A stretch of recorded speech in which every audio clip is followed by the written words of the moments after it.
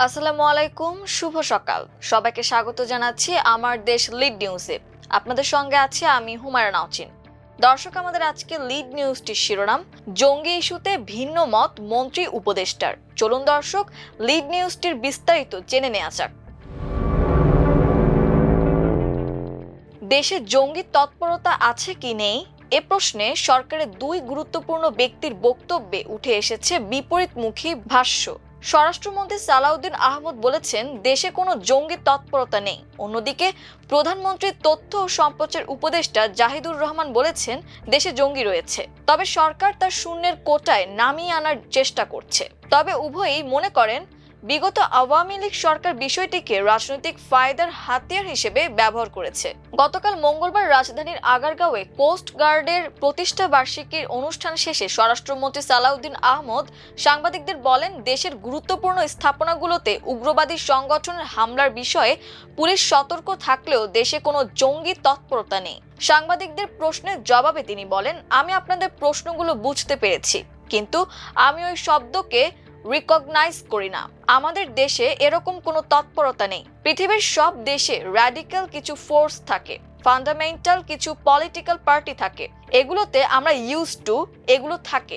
কিন্তু সে বিষয়ে আপনি যে শব্দ উচ্চারণ করলেন, আমাদের দেশের বর্তমান কালচারে সেটা এখন আর নেই। সালাউদ্দিন আহমদ বলেন, ফ্যাসিবাদী আমলের সময় তারা নিজস্ব রাজনৈতিক ফায়দা হাসিলের জন্য এগুলোকে হাতিয়ার হিসেবে ব্যবহার করত।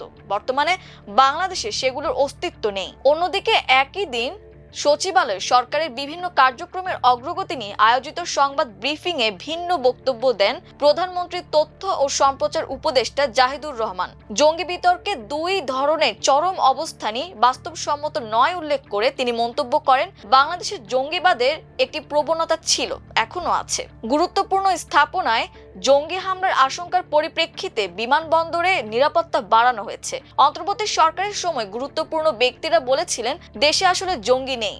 জঙ্গি আছে কিনা বর্তমান সরকার এ বিষয়ে কি মনে করে এবং নাশকতার ব্যাপারে সরকারের গোয়েন্দাদের কাছে কি ধরনের তথ্য আছে, কতখানি শঙ্কা রয়েছে সরকারের কাছে, মানে কতখানি ম্যাসাকার হতে পারে। ব্রিফিং এর সাংবাদিকদের এসব প্রশ্নের জবাবে প্রধানমন্ত্রীর উপদেষ্টা বলেন, প্রথম কথা হচ্ছে সরকারের কাছে কতখানি তথ্য আছে এটা বলা যাবে না।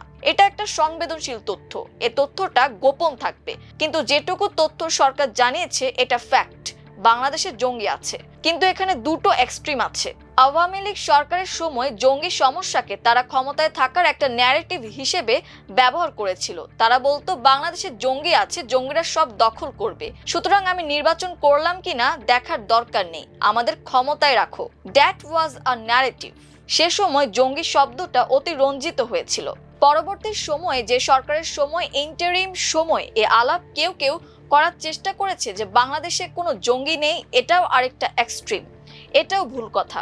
উপদেষ্টার দাবি, বাংলাদেশে একটা পর্যায়ে মিলিটেন্সি জঙ্গিবাদ ছিল, আছে, সেটাকে আমরা আসলে মোকাবিলা করতে চাই। জনগণকে এটুকু বলতে চাই, এ ঝুঁকি এমন নয় যে এটার জন্য ভয় পেতে হবে, কিন্তু আমরা যদি কোনো একটা সংকটকে বা ডিজিজকে স্বীকার না করি, ওটার চিকিৎসা হবে না।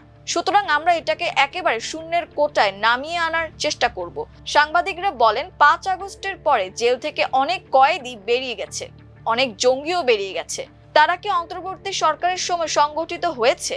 এর জবাবে উপদেষ্টা জাহিদ বলেন, কিছু মানুষ জেল থেকে বের হয়েছিলেন, এখন সরকারের নিয়মিত কাজের অংশ হিসেবে এগুলোকে কমব্যাট করবে, কারণ সরকারের জন্য এটা কোনো কমফোর্টেবল ব্যাপার নয়।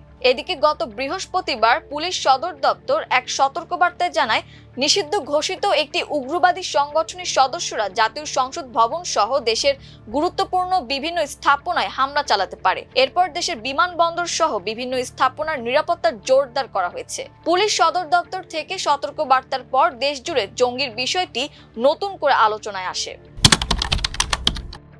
ডিসইনফরমেশন প্রতিরোধে কঠোর অবস্থান নেওয়ার কথা জানিয়ে প্রধানমন্ত্রীর তথ্য ও সম্প্রচার উপদেষ্টা বলেছেন, আমরা এটা নিয়ে শক্ত অবস্থানে যাব।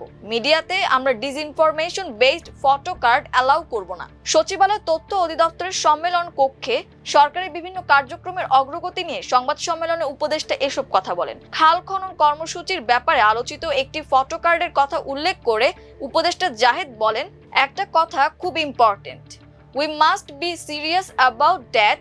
মিসইনফরমেশন ও ডিসইনফরমেশন সরকার টলারেট করবে না। তিনি সাংবাদিকদের উদ্দেশ্যে বলেন, আমি আপনাদের অনুরোধ করছি সাংবাদিকতাই যেন হয়, প্লিজ।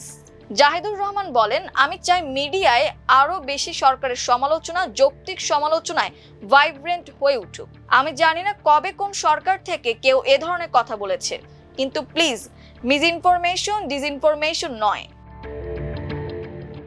দর্শক, এই ছিল আমার দেশ লিড নিউজে।